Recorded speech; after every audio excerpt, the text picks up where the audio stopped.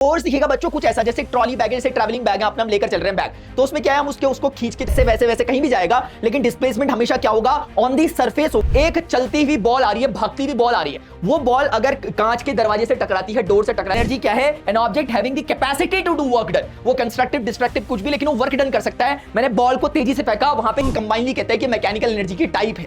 एक का नाम है बच्चों काइनेटिक एनर्जी और दूसरे का नाम है हमारा कौन सा वाला, पोटेंशियल एनर्जी। तभी मेरे दिमाग में घूम रहा था कि अपने स्कूल की सेकंड फ्लोर में जा रहे होगे, सबकी क्लास वही है, तो जितने बच्चे सेकंड क्लास फ्लोर में आकर बैठे आपकी क्लास में, सबने इक्वल वर्क डन किया है, क्योंकि हमने देखा कि ए से लेके बी तक हम देखने लग गए वो पॉइंट ऑफ बैलेंस कौन सा है, जहां पर हम फलक्रम को रखते हैं तो ये रोटेट नहीं। So hello students, how are you all, जय ऑल ऑफ यू। बच्चों आप सभी का स्वागत है हमारे चैप्टर नंबर 7 एक्सप्लोरेशन, जो क्लास 9th की न्यू एनसीईआरटी बुक है उसके रिवीजन कैप्सूल में। बच्चों चैप्टर का नाम है work energy and simple machine. इसमें हमें जो टॉपिक्स कवर करने हैं वो मैंने आपके सामने लिख दिए, कंटेंट फ्लो। बहुत अच्छे से प्रिपरेशन करी है मैंने इस चैप्टर की आपके लिए, मतलब कि किस तरीके से आपका चीजें लिखी या जानी चाहिए जिससे आपकी बेटर अंडरस्टैंडिंग हो कम से कम समय में, इसलिए ध्यान से वीडियो को देखना। मैं ऑलरेडी इसका एक कंप्लीट वन शॉट बना चुका हूं, आपकी जानकारी के लिए बता दूं, वो 3 घंटे प्लस का था, तो उसमें कंप्लीट डिटेल डिस्कशन के साथ चीजें हुई हैं। बीच बीच में जो इलस्ट्रेटिव एग्जांपल्स आपकी बुक के हैं वो सारे कवर करते हुए चला हूं स्क्रैच से एंड तक। यहां पर मेन पर्पस है कि आपको एक चीज की अंडरस्टैंडिंग हो जाए। एक जगह पे हम बहुत डीप अंडरस्टैंडिंग पे भरोसा नहीं रखते हैं, तो लेकिन फिर भी ऊपर से एक बेसिक आइडिया हो जाए चैप्टर का, वो इसके लिए है। बाकी यार कुछ तो हुआ होगा जो 3 घंटे में भी हुआ होगा, ठीक है ना। लेकिन मैं इतना भी एश्योरेंस देता हूं कि आप इस वीडियो को भी अगर देख रहे होंगे, इस लेक्चर को भी पहले, तो आपको इतना तो इंटरेस्ट आएगा कि आप बोलोगे यार एक बार मास्टर का 3 घंटे वाला तो देखना बनता है। चलो बच्चों स्टार्ट करते हैं यार। देखो work done bye constant force क्या होता है, पॉजिटिव नेगेटिव वर्क डन क्या होता है, टाइप मतलब टाइप ऑफ वर्क डन देखेंगे, एनर्जी देखेंगे, टाइम जो वर्क एनर्जी थ्योरम है वो देखेंगे, mechanical energy, conservation of mechanical energy क्या होता है वो पढ़ेंगे बच्चों, पावर। और इसमें कुछ बच्चों को डाउट था मैकेनिकल एडवांटेजेस वाले टॉपिक में, जिसमें हम लेवर, पुली और इंक्लाइंड प्लेन को पढ़े होंगे। मैंने थोड़ा ओरिएंटेशन इसका ऊपर नीचे हो सकता है, पहले मैंने इंक्लाइंड प्लेन डिस्कस किया, फिर लेवर डिस्कस किया, फिर पुली डिस्कस किया, तो वो आप माइंड नहीं करोगे, ठीक है ना, बस इतना ही फर्क होगा आगे। तो चलिए स्टार्ट करते हैं बच्चों। और देखो अगर अच्छा लगता है, कुछ वैल्यू ऐड होता है ना, मेक श्योर आपको वीडियो को लाइक करना है और हाइप देना है यार, ये आपको करना ही करना है, क्योंकि अभी तक जो मैं काम कर रहा हूं इसीलिए कर पा रहा हूं, चाहे वो सोशल स्टडी की हमने सारी बुक खत्म कर दी हो पूरे वन शॉट के साथ, रिवीजन कैप्सूल के साथ, चाहे साइंस में, चाहे मैथ्स में, हिंदी में, इंग्लिश में, संस्कृत में, जो भी हम कर पा रहे हैं वो इसीलिए कर पा रहे हैं क्योंकि आप लोग ही मुझे मोटिवेट करते हो आगे सब करने के लिए। चलिए बच्चों स्टार्ट करते हैं यार, ठीक है। तो ये देखो work done bye constant force का मतलब क्या हो बच्चों, वर्क डन की डेफिनेशन यहां से निकल के आती है। आप ये सोचिए कि एक ब्लॉक यहां पे रखा हुआ है, मैं इस ब्लॉक को फोर्स देता हूं, धक्का मारता हूं, पुश करता हूं, और ये ब्लॉक इस पोजीशन से इस पोजीशन पे चला जाता है। तो ये इसकी इनिशियल स्टेट है ब्लॉक की, और ये इसकी फाइनल स्टेट है जहां पर ये पहुंच गया। तो बच्चों जो फोर्स मैंने यहां पर अप्लाई किया और जितना ये डिस्प्लेस हुआ, उन दोनों का मल्टीप्लिकेशन ही वर्क डन होता है। क्या मेरी बात समझ में आ रही है? ये फोर्स के ऊपर वेक्टर और डिस्प्लेसमेंट के ऊपर भी वेक्टर का सिंबल लगाया, ये समझाने के लिए कि दोनों के दोनों वेक्टर क्वांटिटी हैं, यानी कि सिर्फ इनका मैग्नीट्यूड देकर काम नहीं चलता, बल्कि आपको दिशा के बारे में भी बताना पड़ेगा कि डायरेक्शन क्या होती है इसकी। तो इसीलिए ये बताना कि फोर्स इधर लग रहा है, इधर लग रहा है। अभी हम देख के क्या बोल सकते हैं कि फोर्स और डिस्प्लेसमेंट दोनों एक ही डायरेक्शन दिशा में लग रहे हैं। तो इस समय फोर्स और एफ और एस का जो मल्टीप्लाई है बच्चों, वही क्या होता है, वर्क डन के बराबर होता है। तो डेफिनेशन कहती है कि वर्क बराबर होता है force into not only displacement, displacement in the direction of force. यानी कि हम हमेशा जब फोर्स लग रहा होगा और डिस्प्लेसमेंट हो रहा होगा तो वर्क डन होगा अनडाउटेडली, लेकिन उसकी न्यूमेरिक वैल्यू कितनी होगी बच्चों, उसके लिए आपको फोर्स का मैग्नीट्यूड और डिस्प्लेसमेंट केवल वो वाला जो फोर्स की डायरेक्शन में हो, या सरल शब्दों में दोबारा से मैं एक बार बोलता हूं, वो प्रोडक्ट उस फोर्स और डिस्प्लेसमेंट का होगा जो दोनों एक दूसरे की ही दिशा में लग रहे होंगे। फोर्स जिस डायरेक्शन में है, डिस्प्लेसमेंट भी उसी डायरेक्शन में होगा, तो उन दोनों का प्रोडक्ट बच्चों क्या होता है, वर्क डन। ये हो गया।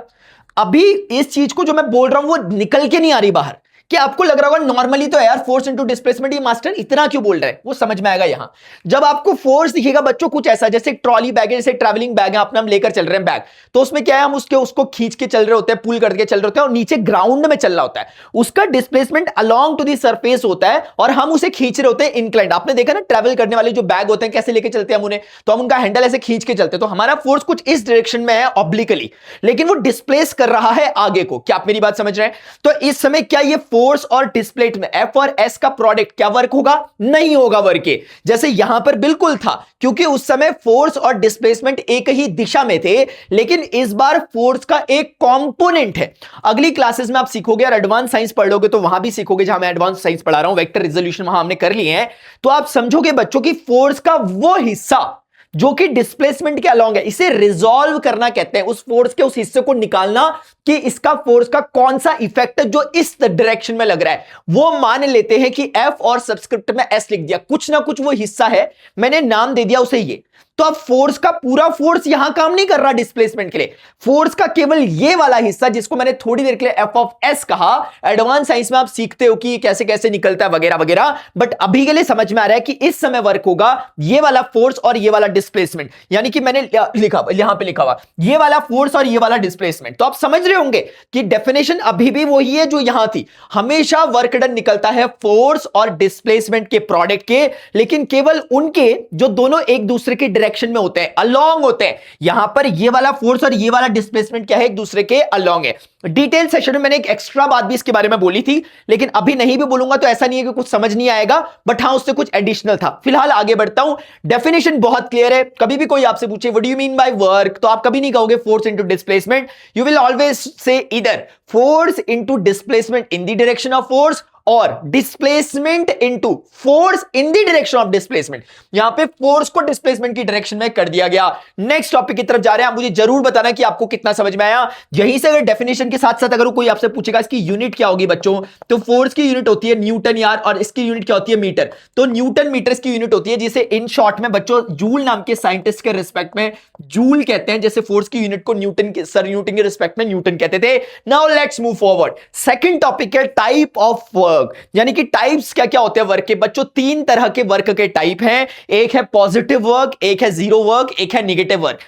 अभी आप एडवांस साइंस में बार बार कह रहा हूं क्योंकि यह बात मैं बच्चों को कहता था कि तुम 11वीं में सीखोगे, लेकिन अभी जो बच्चे एडवांस साइंस ऑप्ट कर रहे हैं वो बच्चे इसको अच्छे तरीके से भी समझ सकते हैं, क्योंकि मैंने ट्रिगोनोमेट्री भी पढ़ा दिया क्लास 9 में, क्योंकि मुझे गलतफहमी हो गई थी कि ट्रिगोनोमेट्री एडवांस मैथ्स में, क्योंकि इसमें ट्रिगोनोमेट्री के रोल से भी बहुत नेक्स्ट लेवल की अंडरस्टैंडिंग देता है, लेकिन मैं अभी उसको डिस्कस नहीं करूंगा। अभी आपके लिए कैसे समझा जाए वो मैं बताऊंगा। सरल शब्दों में बच्चों, फोर्स और डिस्प्लेसमेंट जब एक दूसरे की दिशा में लग रहे हो, दोनों एक दूसरे के अलोंग हो, एग्जैक्टली अलोंग हो, तो हम कहते हैं कि पॉजिटिव वर्क डन है। जैसे आप इस एग्जांपल में देखोगे, यहां पर फोर्स और डिस्प्लेसमेंट एक दूसरे की दिशा में नहीं है, हमने फोर्स का वो कंपोनेंट निकाला जो डिस्प्लेसमेंट की दिशा में जा रहा है।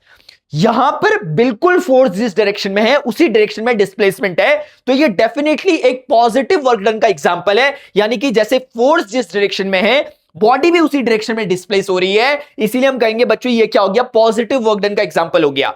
नेगेटिव वर्क डन क्या होगा, जब फोर्स और डिस्प्लेसमेंट पैरेलल ना हो करके, यानी पैरेलल मतलब कि दोनों के दोनों एक दूसरे के पैरेलल थे, यानी 0 डिग्री के एंगल पे थे, लेकिन वो जब पैरेलल ना हो करके एंटी पैरेलल यानी कि एक दूसरे के विपरीत दिशा में 180 डिग्री पे होते हैं, कि अगर फोर्स कह रहा है मैं नॉर्थ में लगूंगा, डिस्प्लेसमेंट कह रहा है मैं साउथ में जाऊंगा, फोर्स कह रहा है मैं ईस्ट में लगूंगा, डिस्प्लेसमेंट कह रहा है मैं वेस्ट में जाऊंगा। जब इन दोनों का ऐसा बन जाता है आपस में माहौल कि जिस दिशा में फोर्स कर रहा होता है डिस्प्लेसमेंट उसकी ऑपोजिट डायरेक्शन में जाता है, तो इसको हम नेगेटिव वर्क डन कहते हैं।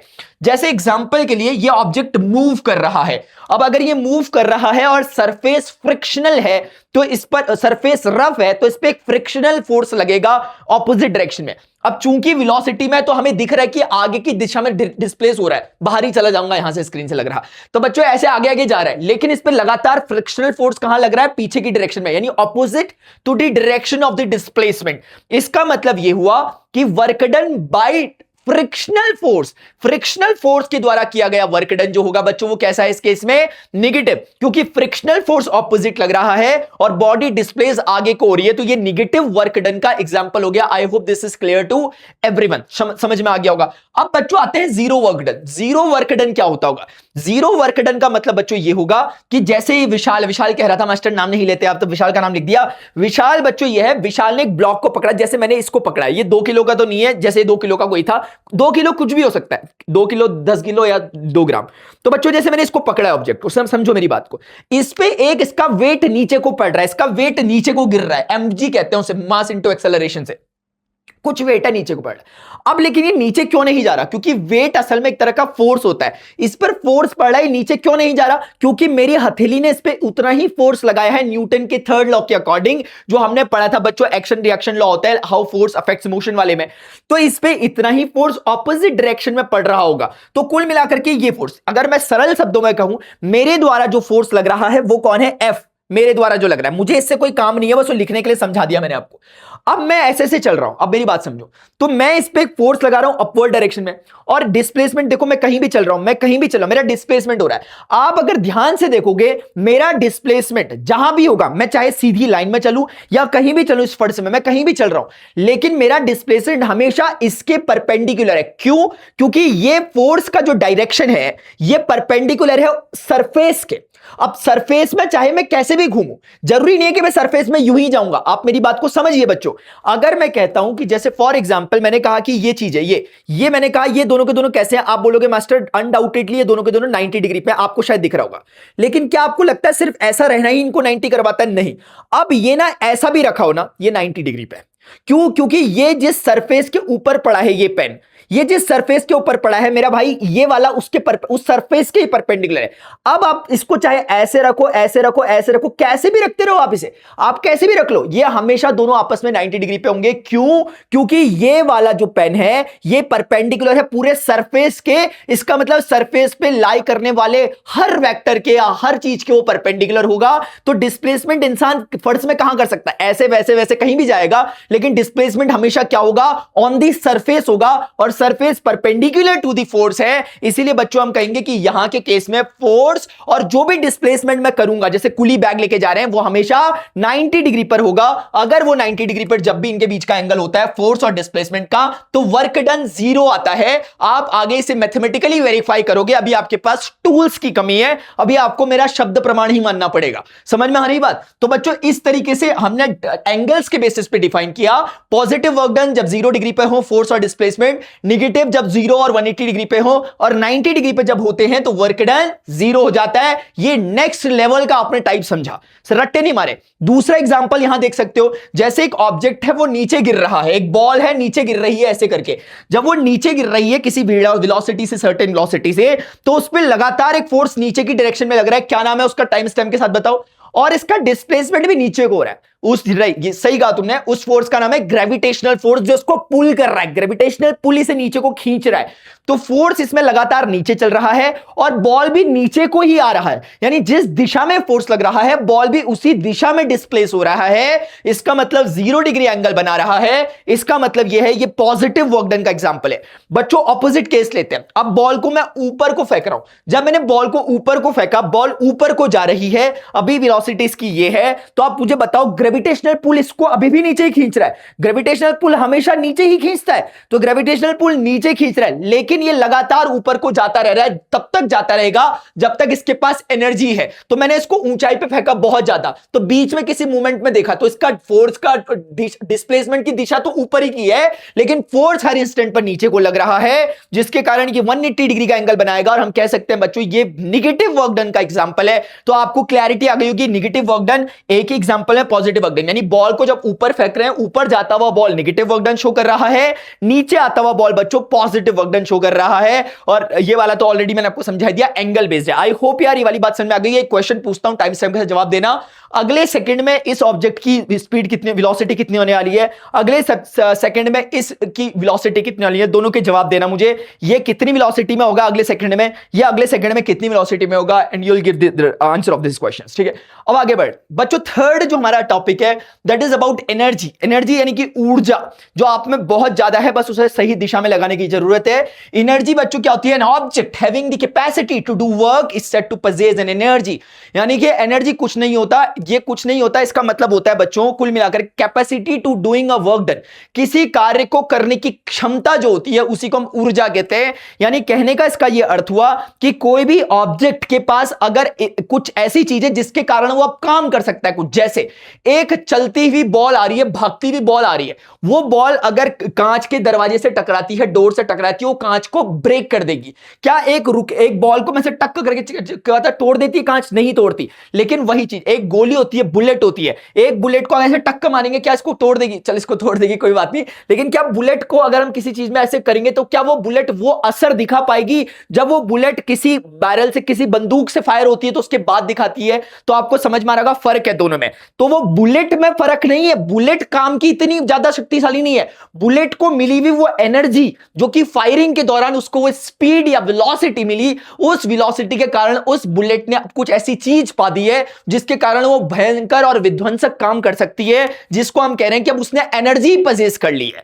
समझ रहे हो? तो कहने का मतलब है एनर्जी क्या है? An object having the capacity to do work done. वो कंस्ट्रक्टिव डिस्ट्रक्टिव कुछ भी, लेकिन वो वर्क डन कर सकता है। मैंने बॉल को तेजी से फेंका, वहां पे किल्ले उखड़ गए, वहां पे जो विकेट थे वो किल्ले उखड़ गए। इसका मतलब क्या हुआ बच्चों? वो किल्ले नहीं उखड़ पाते अगर बॉल हल्के से जाता। जितना तेज फेंकूंगा उतनी तेजी से विकेट गिर जाएगा। इसका मतलब ये हो रहा है कि मैंने उसको कुछ ऐसी चीज दी जिसके कारण वो वर्क कर पा रही है। मैं कम दूंगा तो वो कम वर्क कर पाएगी, मैं ज्यादा दूंगा तो वो ज्यादा वर्क कर पाएगी। इसी को हम एनर्जी कह रहे हैं। एनर्जी की यूनिट बच्चों जूल होती है, जो कि वर्क की यूनिट थी वही।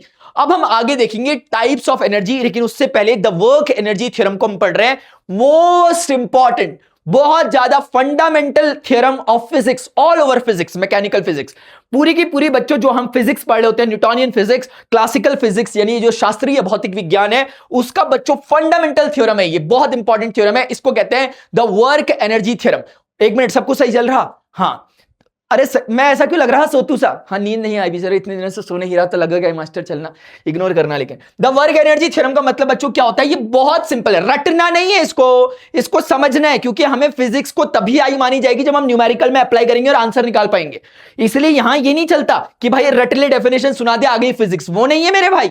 इसका एजेंस समझो। एजेंस क्या है? कि work done on an object is equal to change in its energy. मतलब क्या? अगर किसी भी ऑब्जेक्ट पे मैं काम कर रहा हूं तो उसकी एनर्जी चेंज हो जाएगी पक्का से। जैसे कि एक बुलेट थी, अभी जीरो वेलोसिटी पे, कोई वेलोसिटी नहीं है, कोई एनर्जी नहीं है उसके पास। जैसे ही मैंने उस पर कुछ काम किया, कुछ तो अंदर बारूद फटा फूटा, और उस काम के कारण उसकी एनर्जी में जो चेंज हुआ, तो एनर्जी में जो चेंज हुआ वही बराबर है उस पर जो काम किया गया था उसके।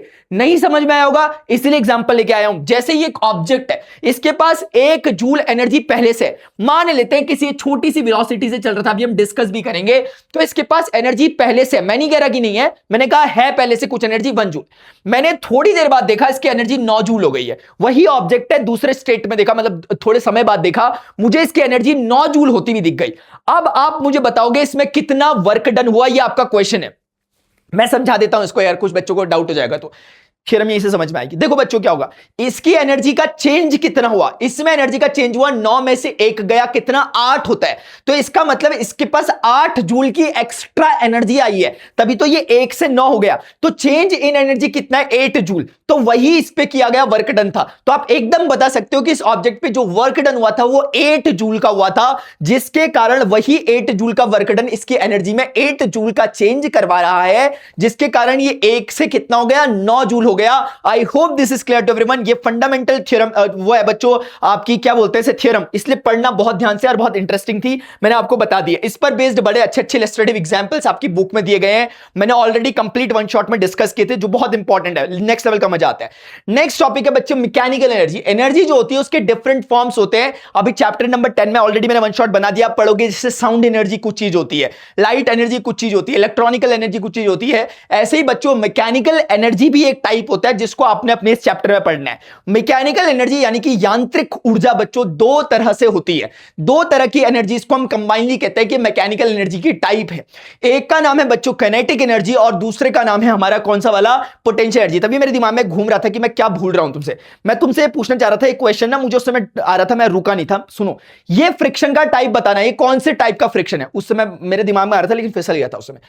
ठीक है, काइनेटिक एनर्जी, ये बच्चों काइनेटिक एनर्जी और पोटेंशियल एनर्जी। काइनेटिक एनर्जी का मतलब होता है किसी ऑब्जेक्ट के पास उसकी गति के कारण, उसकी वेलोसिटी के कारण जो एनर्जी होती है उसे ही हम काइनेटिक एनर्जी या गतिज ऊर्जा कहते हैं, क्योंकि वो गति के कारण होती है। अगर उसके पास कुछ वेलोसिटी है तो 100% उसके पास बच्चों क्या है? कुछ एनर्जी है। तो इसीलिए कहना चाह रहा है due to motion, by the virtue of motion कोई ऑब्जेक्ट एनर्जी कैरी कर रहा है तो उस एनर्जी को काइनेटिक एनर्जी कहते हैं। इसका फॉर्मूला 12mv² होता है।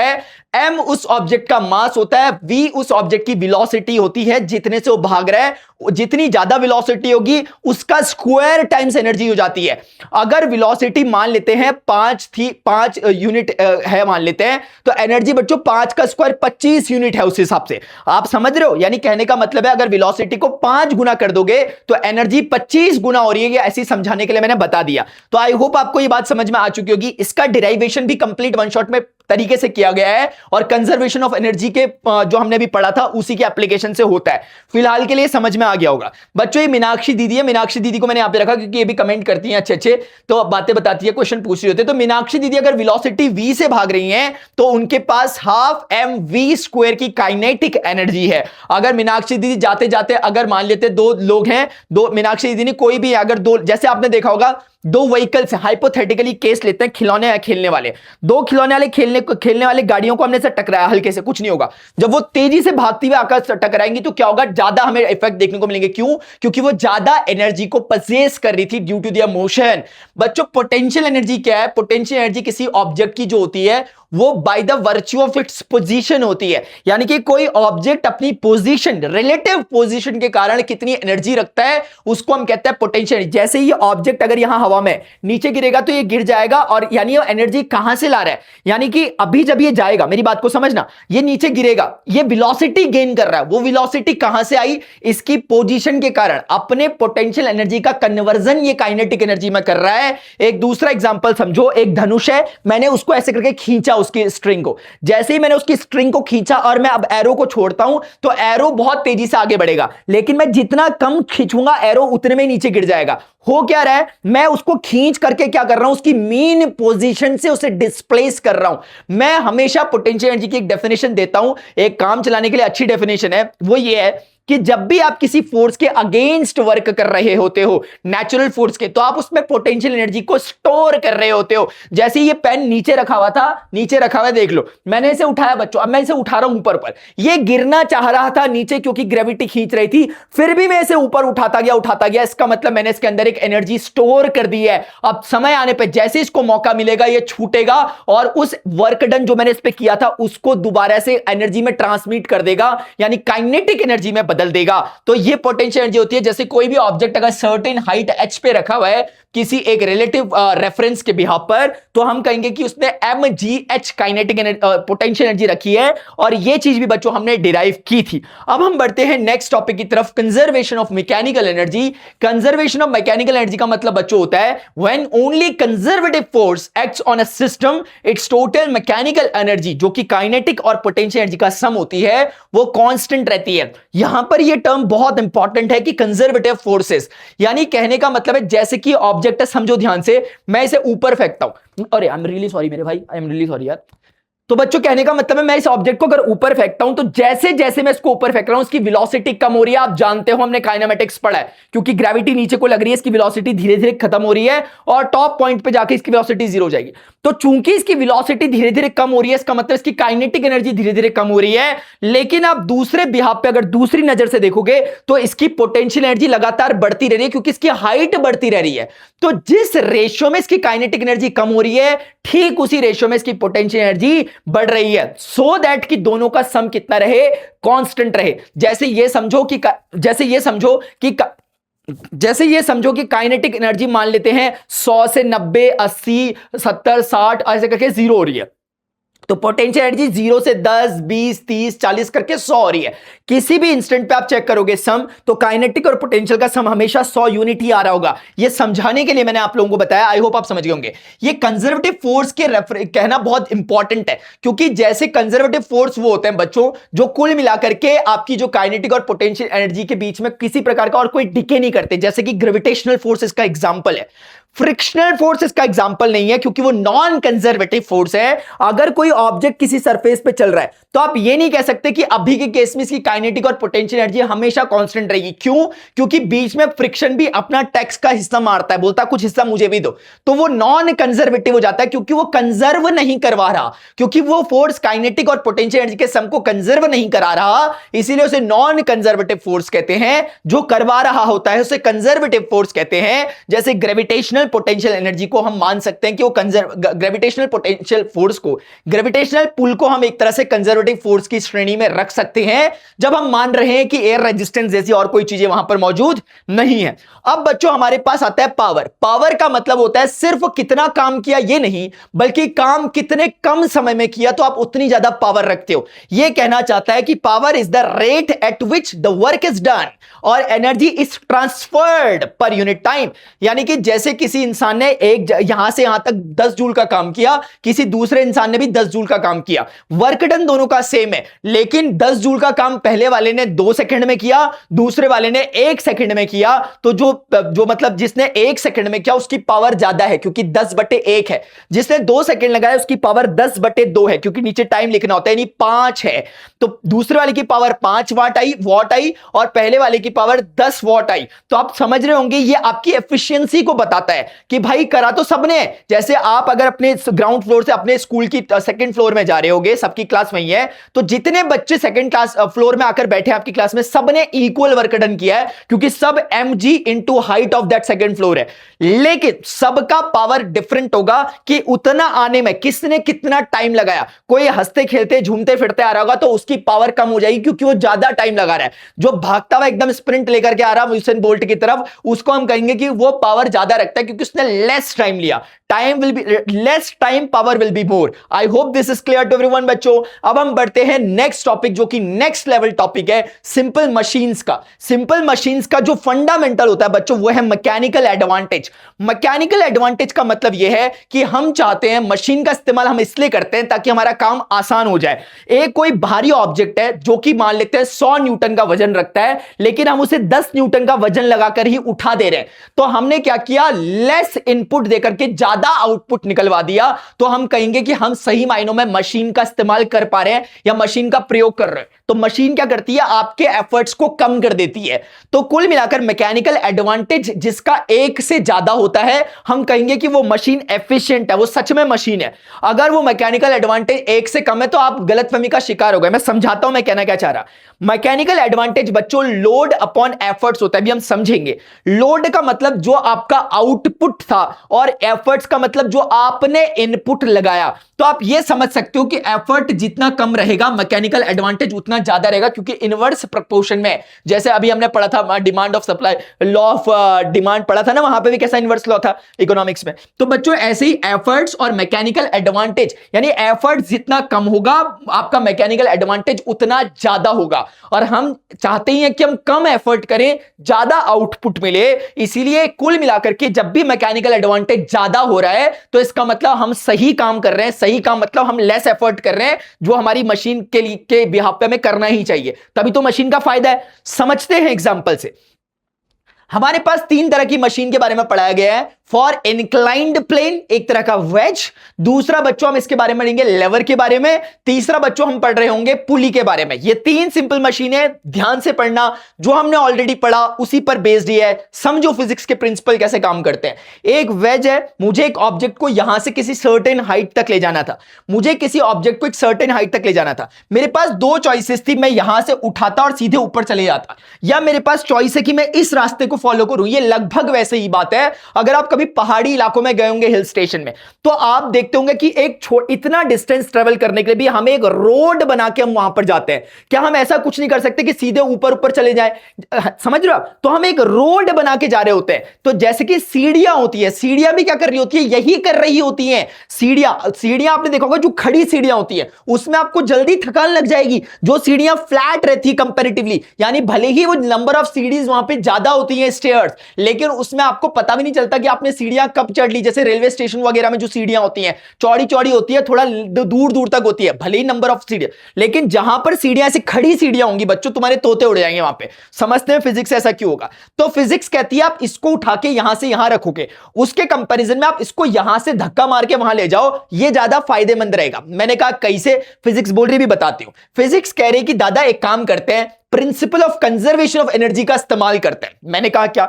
वो कह रही कि यहां से अगर मैं इसको उठा के यहां ले जाऊंगी कितनी एनर्जी लगेगी? मैंने कहा mgh, क्योंकि पोटेंशियल एनर्जी कितनी होगी इस ऑब्जेक्ट की यहां से हाइट h में जाने पे? mgh। तो मैंने कहा इसके पास जो पोटेंशियल एनर्जी कहां रखा हुआ मैं अभी नेक्स्ट उसमें किया होगा, चल मैं आ जाता हूं। क्या है? अच्छा ये किया तो तभी मैं बोलूं यार ये क्या? मैंने कहा ये क्या है?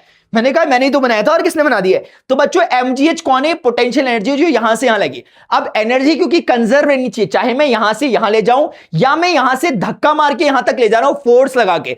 तो अब बताओ, अगर मैं इस पे फोर्स F लगा रहा हूं और यहां से यहां तक का डिस्प्लेसमेंट S है, तो मेरा वर्क डन कितना होगा? स्लाइड नंबर 1 कहती है कि वर्क डन होगा फोर्स इंटू डिस्प्लेसमेंट, यानी कि जितना फोर्स लग रहा है और जितनी दूरी तक लग रहा है, S दूरी तक लग रहा है, इसीलिए F इंटू S क्या होगा? Work done.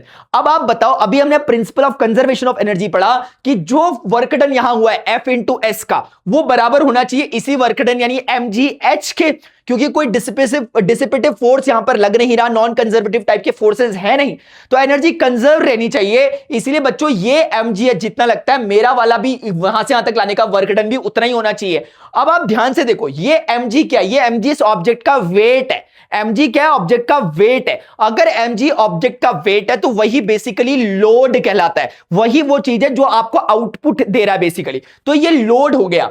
H को बच्चों H लिखा, F क्या है? F जो एफर्ट्स आप लगा रहे हो, तो इनपुट है, एफर्ट है, ये F को मैंने एफर्ट लिख दिया, बाकी ऐसा। अब चूंकि मुझे लोड अपॉन एफर्ट चाहिए, तो वो कितना आ गया? S upon H। और लोड अपॉन एफर्ट बच्चों क्या था? क्योंकि मैकेनिकल एडवांटेज था, तो मेरा मैकेनिकल एडवांटेज इस केस में ये आ गया। ये इसलिए बताया क्योंकि जब आपकी उसमें न्यूमेरिकल करने को आएगा तो आप बोलोगे यार मैकेनिकल एडवांटेज का फॉर्मूला तो मास्टर ने लोड अपॉन एफर्ट बताया, लेकिन क्वेश्चन वाले आपको लोड एफर्ट नहीं देंगे, वो आपको देंगे कि वेज का आपको देंगे कितना डिस्प्लेसमेंट हुआ था यहां से यहां तक, और आपको वर्टिकल हाइट देंगे। तो आपको फॉर्मूला डायरेक्ट याद मत रखो, इस तरीके से करोगे तो आपको समझ में आ जाएगा। हो सकता है कभी वो एस ना दे, लेकिन ये 5 दे दे, ये 4 दे दे, तो आप मुझे खुद बताओ कि ये एस आप निकाल पाओगे नहीं निकाल पाओगे, कितना निकालोगे। तो आई होप बच्चों आपको समझ में आया होगा यार। इसमें बहुत सिंपल सा हमने principle of conservation of mechanical energy का इस्तेमाल किया है, लेकिन कंक्लूजन क्या ड्रॉ कर सकते हैं हम यहां से? कंक्लूजन बहुत प्यारा है बच्चों। कंक्लूजन कहता है कि मैकेनिकल एडवांटेज अगर ज्यादा चाहिए तो H को कम करना पड़ेगा। अब H को कम करना पड़ेगा मतलब कैसे होगा H कम? अब H को कम करना तो हमारे हाथ में है क्या? हमारे हाथ में नहीं है। हम यहां देखते हैं इंक्लाइंड प्लेन में एंगल ऑफ इंक्लिनेशन जितना कम होगा उतना फायदा, मतलब मैकेनिकल एडवांटेज ज्यादा यानी कि एफर्ट्स कम। और इस सब के लिए इस बार H आपके हाथ में नहीं है, क्योंकि H हाइट है, आपको इस हाइट तक पहुंचाना है, आपको कोई चारा नहीं है। हाँ, आपके हाथ में इस बार S है, क्योंकि बच्चों इस बार आपके हाथ में कौन है? S है। तो H को कम करने से मैकेनिकल एडवांटेज बढ़ता है और S को बढ़ाने से मैकेनिकल एडवांटेज बढ़ेगा, क्योंकि डायरेक्ट रिलेशन है। याद करो लॉ ऑफ सप्लाई टाइप का जो था, वहां डायरेक्ट रिलेशन था इकोनॉमिक्स में, उसकी ज्यादा जरूरत नहीं है। इधर देखो, तो इस बार S जितना बढ़ेगा मैकेनिकल एडवांटेज उतना बढ़ेगा। अब खुद सोचो, ये S जितना बढ़ेगा, अब ये कितना बढ़ेगा? जैसे सोचो कि मैं यहीं तक आया होता, तो S मेरा अभी ज्यादा है कि यहां ज्यादा था? यहां ज्यादा है मास्टर, यहां कम है। क्यों ऐसा हो रहा है? क्योंकि मेरा एंगल जैसे जैसे मैं क्लोज जाऊंगा उसके, मेरा एंगल बढ़ता रहेगा। एंगल बढ़ रहा है यहां, जैसे जैसे मैं इस पॉइंट से इसके फुट के नजदीक जाऊंगा एंगल बढ़ता रह रहा है। और दूसरे शब्दों में कहूं बच्चों कि ये डिस्टेंस कम होता रह रहा है, मुझे इस डिस्टेंस को बढ़ाना है। तो अगर मुझे इस डिस्टेंस को ज्यादा बढ़ाना है तो इसके लिए मुझे दूर जाना पड़ेगा, यानी एंगल मेरा कम से कम होना चाहिए। तो आपका जो इंक्लाइंड प्लेन है कुल मिलाकर के, वो जितना कम एंगल रखेगा उतना ज्यादा आपको मैकेनिकल एडवांटेज मिलेगा। जितना ये एंगल ज्यादा होगा मैकेनिकल एडवांटेज उतना कम होगा। क्यों होगा ऐसा? क्योंकि जितना एंगल ज्यादा हो जाएगा इसका मतलब इसे नजदीक आना पड़ेगा। तो अगर आप समझोगे तो ये कह रहा है कि मैं आपको फ्री में कुछ नहीं दे रहा, आपको लेस एफर्ट करने पड़ रहे हैं, लेकिन आपको ज्यादा चलना पड़ेगा। यहां पे आपको कम चलना पड़ेगा लेकिन एफर्ट ज्यादा होंगे। यानी आपको एग्जामिनेशन से एक दिन पहले पढ़ना है तो 24 के 24 घंटे पढ़ना पड़ेगा। अगर आपको एग्जामिनेशन से आपको 2 महीने पहले से आप 1-1 घंटे भी पढ़ रहे हो तो काम चल जाएगा। 1-1 घंटे पढ़ रहे हो तो आपको 2 महीने तक लगातार पढ़ना पड़ेगा। अगर आप 24 घंटे पढ़ रहे हो तो उसी दिन आपको एक साथ पढ़ना पड़ेगा। तो कहीं पे भी कुछ नहीं हो रहा, आप चॉइस आपकी है। ये कह रहा है चॉइस आपकी है। अगर आप इस वाले में खुश हो कि मुझे कोई दिक्कत नहीं है, मैं धीरे धीरे चलता रहूंगा, बस मुझे हल्के हल्के से चलना है, लेकिन मैं चलने के लिए राजी हूं लगातार, तो बोल रहा है आप इसको स्विच कर लो। I hope this is clear to everyone. Now बच्चों हमारे पास आता है लेवर। लेबर बहुत इंपॉर्टेंट फंक्शन है। मैंने इसका एक शॉर्ट भी बनाया था एक दिन रास्ते में, मैंने दिखाया था आपको कि लेबर जो काम कर रहे थे वो कैसे लेबर का इस्तेमाल कर रहे थे। तो आप देखो ये प्रिंसिपल पर काम कर रहा है, रोटेटिंग इफेक्ट ऑफ फोर्स पे, जिसे टॉर्क कहते हैं। फोर्स का वो इफेक्ट जो रोटेशन करवाता है। इसे एग्जांपल से समझो, जैसे बच्चों हमारे पास इसे कहते हैं फलक्रम। ये क्या फलक्रम है? बेसिकली जैसे सीसॉ वाले गेम में जो बीच में रहता है, इसके ऊपर आगे पीछे घूमते हैं लोग, तो ये है। अब इसमें क्या हो रहा है, इस बार मैंने फलक्रम को एकदम सेंटर में रखा है, यानी फलक्रम के उस तरफ भी इक्वल वेट है और इस तरफ भी इक्वल वेट है, तो उस समय ये स्टेबलाइज रहेगा, यानी कि कहीं को भी नहीं घूमेगा, ये स्टेबल रहेगा। सिमिलरली एक दूसरा केस है बच्चों, मैं कह रहा हूं कि इस बार मैंने फलक्रम को क्लोज रख दिया। कारण क्या था वो मैं समझाता हूं यहां पर।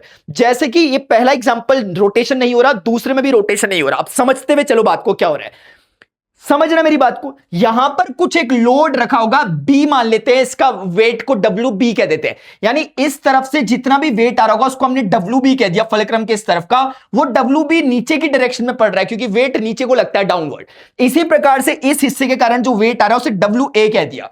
तो ये वाला वो हिस्सा होगा जो फ्री होगा, जिसको मैं दबा सकता हूं, और वो वाला इलाका वो होगा जहां कुछ लोड रखा होगा, भारी ऑब्जेक्ट जिसे मुझे उठाना है, तो मैं अपना कुछ फोर्स लगाऊंगा, वो ऑब्जेक्ट वहां से उठेगा। तो ये मेरे हाथ में नहीं है, लेकिन ये मेरे हाथ में, इसको मैं एफर्ट कह रहा हूं और उसको मैं लोड कह रहा हूं, उसके वेट को। अब बच्चों समझना, यहां पर एक कॉन्सेप्ट लगता है टॉर्क किसे कहते हैं, तो टॉर्क को टाउ से रिप्रेजेंट करते हैं, टी टाइप का दिख रहा होगा, टाउ है। तो मैं ये देखना चाह रहा हूं कि इस वाले हिस्से से जो टॉर्क यानी रोटेटिंग इफेक्ट है कितना आ रहा है। आप खुद सोचो, इसके ऊपर अगर लोड रखूंगा क्या ये नीचे को धक्का मिलेगा इसको, और अगर मैं इस तरफ लोड रखूंगा क्या ये इसको इधर को धक्का मारेगा। तो कहने का मतलब बच्चों ये हुआ, यहां का हिस्से के कारण ये नीचे जाना चाहता है और इस हिस्से के कारण भी ये नीचे जाना चाहता है। एक जैसे चीज है ना, इसको धक्का मिलेगा यहां को जाएगी, और अगर इस तरफ से मिलेगा तो ये वाला यहां को जाएगा। आप समझ रहे होंगे, इसको धक्का दूंगा तो कहां जाएगा, नीचे, इसको धक्का दूंगा कहां जाएगा, नीचे। वो रोटेटिंग इफेक्ट होता कितना हमें चेक करना है, तो टॉर्क का फॉर्मूला आता है, जो फोर्स लग रहा है उसका मल्टीप्लाई करना है उस परपेंडिकुलर डिस्टेंस से, जो कि फोर्स की उस पॉइंट ऑफ एक्शन से है जिसके अबाउट आप रोटेशन निकालना चाह रहे हो। मैं फलक्रम के अबाउट रोटेशन निकालना चाह रहा हूं, क्योंकि फलक्रम के अबाउट ये घूम रहे हैं, इसलिए मुझे यहां से यहां तक का डिस्टेंस देखना पड़ेगा, ए है, जो कि परपेंडिकुलर है वेट के। मुझे परपेंडिकुलर डिस्टेंस ही चाहिए था, तो ये वेट हो गया इतना और डिस्टेंस हो गया इतना, तो मैंने यहां मल्टीप्लाई करके टॉर्क निकाल दिया। सिमिलरली इसका वेट कितना है, डब्ल्यू ए, और डिस्टेंस कितना है पॉइंट ऑफ इंटरेस्ट से कितना है, ए, तो इसका मतलब डब्ल्यू ए इंटू ए ये हो गया। अब बच्चों क्योंकि रोटेशन नहीं है, मैं देख रहा हूं कि बीचों बीच जब मैं रख रहा हूं और इक्वल वेट्स थे अगर फॉर एग्जांपल, या जो भी है, इक्वल वेट नहीं भी मानो, अगर बीचों बीच रखा था तो दोनों डिस्टेंस ए होंगे, बीचों बीच रखा था तो। और दूसरी बात, मैं अपनी आंखों से देख रहा हूं ये रोटेट नहीं कर रहा, ना तो ये डोमिनेट करके नीचे कर दे रहा है, ना तो ये डोमिनेट करके नीचे कर दे रहा है। इसका मतलब दोनों के रोटेटिंग इफेक्ट एक दूसरे को कैंसिल आउट कर रहे होंगे, इसलिए मैंने दोनों को इक्वल किया। क्यों? क्योंकि मुझे दिख रहा है रोटेशन नहीं है। जैसे ही मैंने कैंसिल आउट किया, ए सेम थे, तो रिजल्ट निकल के क्या आया कि मास्टर ये तभी संभव हो सकता है कि ये रोटेट नहीं कर रहा है, क्योंकि आपने बीचों बीच रखा है और इसके इस तरफ और इस तरफ मिलने वाले वेट्स इक्वल है। ये कहना चाह रहा है कि अगर मेरे पास एक कोई चीज है, जैसे फॉर एग्जांपल बच्चों मेरे पास कुछ एक चीज है, जैसे मेरे पास ये पेन है, अब इस पेन के मैं ठीक बीचों बीच रख रहा हूं तो नहीं सेंटराइज हो पा रहा। क्यों? क्योंकि इस तरफ अलग अलग वेट्स है। आप कोई भी एक चीज जो आपके पास मौजूद हो जो कि इक्वल वेट की होती है, उसके ठीक बीचों बीच अगर रखोगे तो आपको वो दिखाई देगा बैलेंस्ड फॉर्म में। अगर वो इक्वल होमोजीनियसली उसमें मास डिस्ट्रीब्यूट है, आप उसके ठीक बीच पॉइंट पे अगर आप उसका फलक्रम बनाओगे तो वो क्या होगा, ये वाला यहां को नहीं गिरेगा, ये वाला इसको यहां को नहीं गिरा पा रहा है, क्योंकि दोनों के रोटेटिंग इफेक्ट एक दूसरे को बच्चों क्या कर रहे हैं, कैंसिल आउट कर देना, और ये टिका रह जा रहा है। क्या आप मेरी बात समझ रहे हो? तो इसने यही बोला कि क्योंकि डिस्टेंसेस इक्वल है, इसका मतलब आपने बीचों बीच रखा है और आप कह रहे हो कि रोटेशन नहीं हो रहा है, तो इसका पक्का मतलब यह है कि इस तरफ का वेट और इस तरफ का वेट पक्के बराबर रहे होंगे, तभी वो मूव नहीं कर पा रहा। ये एक आइडियल केस मैंने आपको पढ़ाया। अब समझते हैं क्या होगा। हमने देखा कि ए से लेके बी तक हम देखने लग गए वो पॉइंट ऑफ बैलेंस कौन सा है। हमने देखा वो पॉइंट ऑफ बैलेंस कौन सा है जहां पर हम फलक्रम को रखते हैं तो ये रोटेट नहीं करता, ये एकदम नॉन रोटेशन की कंडीशन में आता है। इस बार वो बीच में नहीं आ रहा वो पॉइंट, इस बार जैसे ही बच्चों हम ऐसे घुमाते हुए ले गए, इस पॉइंट पे रुके, यहां देखा ये फिर से बैलेंस हो गया। अब हम फिजिक्स से पूछते हैं कि ये क्या हुआ। फिजिक्स कह रही है अगर ये बैलेंस हुआ है तो जरूर इसके द्वारा लगने वाला टॉर्क रोटेटिंग इफेक्ट और इसके द्वारा लगने वाला रोटेटिंग इफेक्ट जरूर बराबर होंगे, तभी ये रुका हुआ है। मैंने कहा तो फिर इसका मतलब ये हुआ कि इसके कारण जो बी के कारण वेट लग रहा था यानी फोर्स था वो तो डब्ल्यू बी था, और इसका इस बार डिस्टेंस बी था तो वो बराबर इसका वेट डब्ल्यू ए और डिस्टेंस ए के बराबर होना चाहिए। फिजिक्स ने कहा बिल्कुल यही होना चाहिए क्योंकि टॉर्क की डेफिनेशन यही होती है। मैंने जैसे इन दोनों को इक्वल किया, इस बार ए की तरह कैंसिल आउट नहीं होगा, ये होगा। अब डब्ल्यू बी कौन था बच्चों, इसको हम कह रहे थे कि लोड है, लोड जो हमारे हाथ में नहीं है, और ये वाला हमारे हाथ में जिसको हम कम ज्यादा कर सकते हैं ऊपर से दबा दुआ के। सोचो कि सामने ऑलरेडी कोई बैठा है सीसॉ में, यहां पे हम ये खाली जगह है, इस पे हम डिसाइड करेंगे कि कितना लोड जाएगा कितना नहीं जाएगा। तो बच्चों इसीलिए यहां पर WB को हम लोड कह रहे हैं और WA को हम एफर्ट कह रहे हैं, क्योंकि वो हमारे लिए हमारे द्वारा लगाया जाएगा। और LB is equal to E आ गया, हमें लोड अपॉन एफर्ट निकालना था, वो बराबर A/B आ गया। और यही इस केस में मैकेनिकल एडवांटेज है। तो मैकेनिकल एडवांटेज का फॉर्मूला नहीं बदल रहा, हाँ उसको रखने का तरीका बदल जा रहा है। आप सोचोगे कि मुझे लोड और एफर्ट दिए रहेंगे, वो नहीं देगा, वो आपको इस केस में A और B देगा। तो इससे कंक्लूजन ड्रॉ करेंगे हम अभी, लेकिन आप समझ लो आपको इस केस में क्या देगा, ये डिस्टेंस और ये डिस्टेंस देगा, बोलेगा मैकेनिकल एडवांटेज निकालो। आप बोलोगे यार मास्टर ने तो कहा था कि लोड और एफर्ट का रेशियो होता है, वही होता है, लेकिन इस स्पेसिफिक केस में डिराइव ये फॉर्मूला हुआ। अब हम बच्चों आगे देखते हैं कि इसका कंक्लूजन हम क्या ड्रॉ कर सकते हैं। तो कंक्लूजन ये आया, कंक्लूजन ये आ रहा है, अगर आप ध्यान से देखोगे ये कहता है कि एफर्ट अगर आपको कम करने, अगर आप चाहते हो, मतलब एफर्ट किसके साथ रिलेट कर रहा है, बी के साथ, क्योंकि आप मैकेनिकल एडवांटेज को अगर ज्यादा करना चाहते हो तो आप मेक श्योर करोगे कि मेरे एफर्ट कम लगे। मेरे एफर्ट कम लगेंगे अगर बी कम होगा एज कंपेयर टू ए, और बी कौन है, बी ये है और ए है। इसीलिए मैंने जानबूझ करके बनाया ही फलक्रम को ऐसा कि दिखने से ही दिखे कि बी कम है और ए ज्यादा है। अब बी कम है और ए ज्यादा है, क्या आप मेरी बात समझ पा रहे हो? तो इसका दूसरा सेंस क्या हुआ, इसका दूसरा सेंस बच्चों ये हुआ है कि फलक्रम को आपको लोड के नजदीक ज्यादा रखना पड़ेगा, क्योंकि लोड और एफर्ट में हम हमेशा ही ये मान के चल रहे हैं कि लोड ज्यादा ही होगा और हमें एफर्ट कम ही लगाने, तभी फायदा भी है। तो इसका मतलब इस तरफ लोड है तो ज्यादा होगा, इस तरफ कम होगा। तो आप ऐसे ध्यान रखो, आपको अपने फलक्रम को हमेशा लोड की तरफ ज्यादा रखना होता है। जितना ज्यादा फलक्रम लोड की डायरेक्शन में होगा और जितना आपके लिए फ्री हैंड होगा, ये आपके लिए फ्री हैंड है क्योंकि इतना आप इस्तेमाल कर सकते हो, इतना इलाका, तो आपको ज्यादा से ज्यादा फ्री हैंड अगर मिलेगा तो आपके एफर्ट उतने कम लगेंगे। मैंने एक शॉट डाला था बहुत पहले, पता नहीं कहां होगा, देखना, उसमें लेबर काम कर रहे थे, आप देखना उनके पास एक लोहे का डंडा सा है, वही है उनके पास लेबर, उस लेबर को पत्थर में अड़ाते हैं और यहां से धक्का मारते हैं, पत्थर वहां से खिसकता है ऊपर। क्यों? क्योंकि उनके पास उतना लंबा स्पेस है, क्योंकि उनका जो ये वाला हिस्सा है जो पत्थर से टकरा रहा है वो काफी कम है, मतलब फलक्रम उनका काफी क्लोज है उसके, जबकि उन्हें ज्यादा स्पेस, यानी कुल मिलाकर के जो लोड है उसकी तरफ ज्यादा जो पॉइंट ऑफ इंटरेस्ट होता है, जो पॉइंट ऑफ ये रोटेशन होता है, ये जितना ज्यादा लोड की तरफ होगा उतना ज्यादा मैकेनिकल एडवांटेज मिलेगा। ये कंक्लूजन ड्रॉ हुआ।